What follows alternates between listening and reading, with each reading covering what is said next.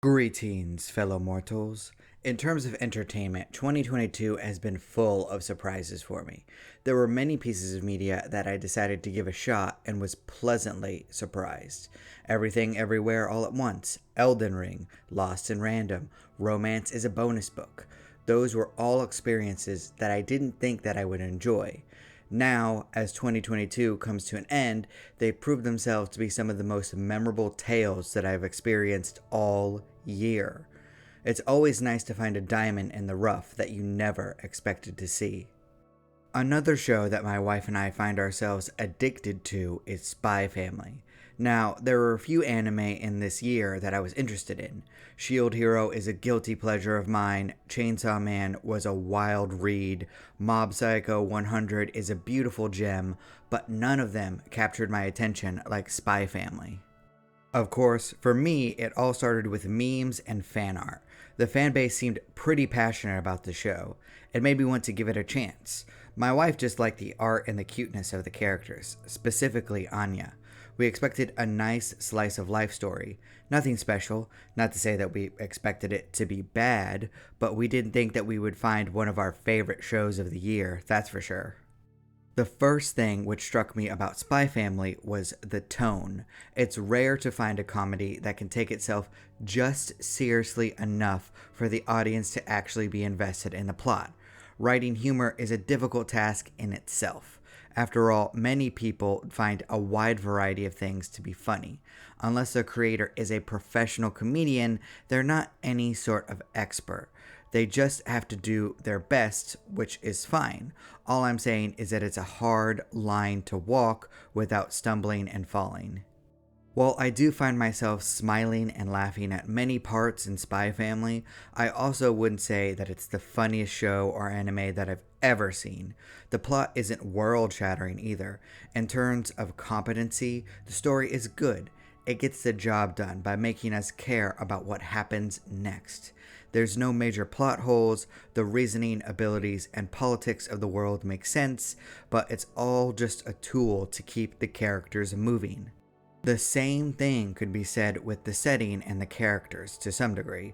Besides the school and the apartment, the setting of the two countries don't really stand out much.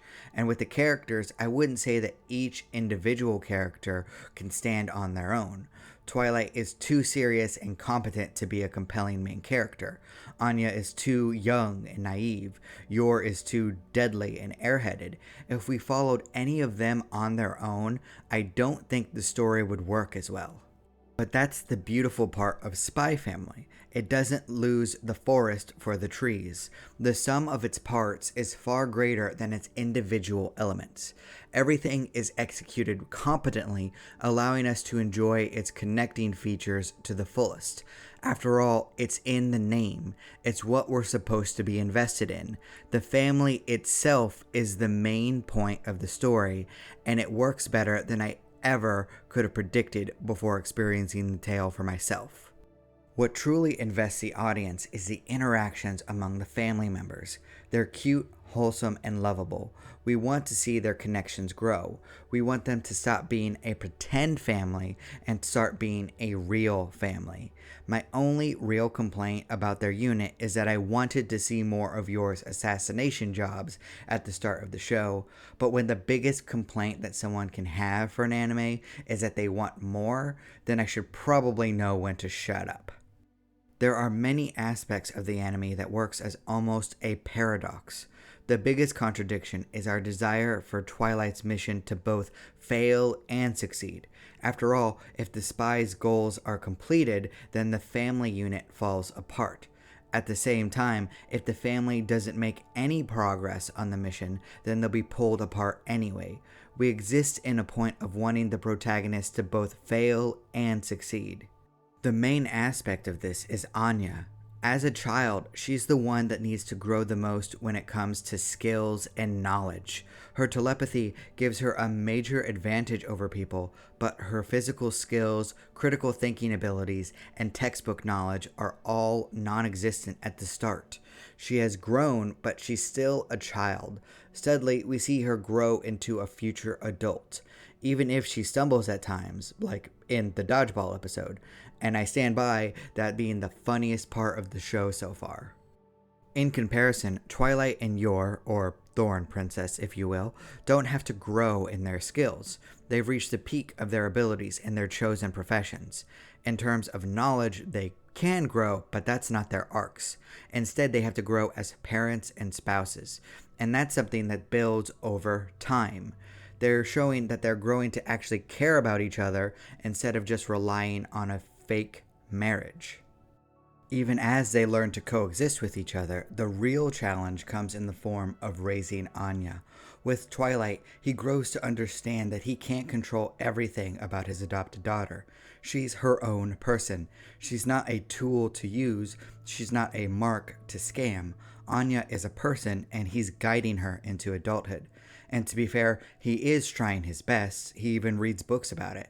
And he's never hateful to her. At most, he makes her study too much, but that's to be expected. Most kids have to study too much nowadays. At the same time, Yor struggles to rein in her assassination tendencies. While we love seeing her teach Anya how to fight, it got Anya into more trouble than if she never taught the girl to begin with. Yor has a connecting problem because her way of raising her brother was to work all the time. Her mind was completely on the job, meaning killing people, and that comes off when she interacts with her family. Oddly enough, though, these are major problems that real parents can relate with. Trying to control their children, work-life balance, connecting with the children as individuals, focusing on the moment, understanding that the adult's role is to act as an example. Despite the humor and the absurdity of the circumstances, there's something real about everything. Even Anya's ability to read their minds demonstrates a real-life example. Children are far more perceptive than we give them credit for, and they absorb everything. But that's the key to Spy Family success. Even if it has great aspects, music, humor, plot, characters, beautiful animation, all of those are important parts, but as I said earlier, Spy Family is more than the combination of all of those things. Because deep down, it's an honest and true tale about a group of lonely people coming together to be a family and find happiness.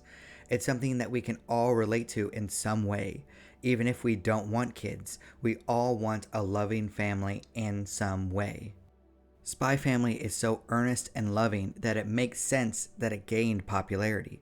Oddly enough though, not even the creator expected this level of success. Tetsuya Endo worked on Spy Family as a part of Shonen Jump's online service. It was a free manga to read. No one expected it to take off like it did, and he was given free creative control to do what he wanted. It's fascinating how that works out, huh? You let an artist do what they want, and then the art is good. Who could have predicted that? In his own words, Endo considered Spy Family to be a rehabilitation work. It was supposed to be relaxing for him.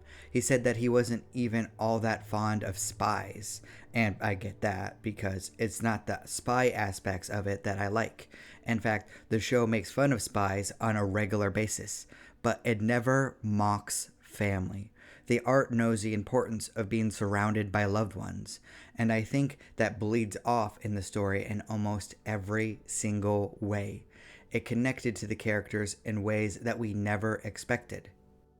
All of this isn't to say that Spy Family is the greatest anime ever made. I don't think that it's trying to be.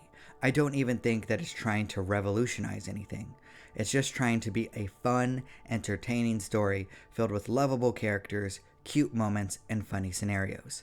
It knows exactly what it is, and it's all the more powerful because of it. And to think it all came out because the author didn't have any stress involved with its creation. That's something else that's really beautiful about the series. To me, at least. After all, you never know when inspiration will lead writers to something great. But what do you think? Do you like Spy Family as much as my wife and I do? Who's your favorite character? Do you think that I'm completely off base here? Please leave a comment down below. I really want to hear your perspectives. And thank you so much for watching. If you like my takes on storytelling, please consider subscribing and liking the video. It would really help me out. Also, please remember that I'll be self-publishing my novel, Dance of Frozen Death, at the start of 2023. I hope that you will check it out. I appreciate you. Do not despair.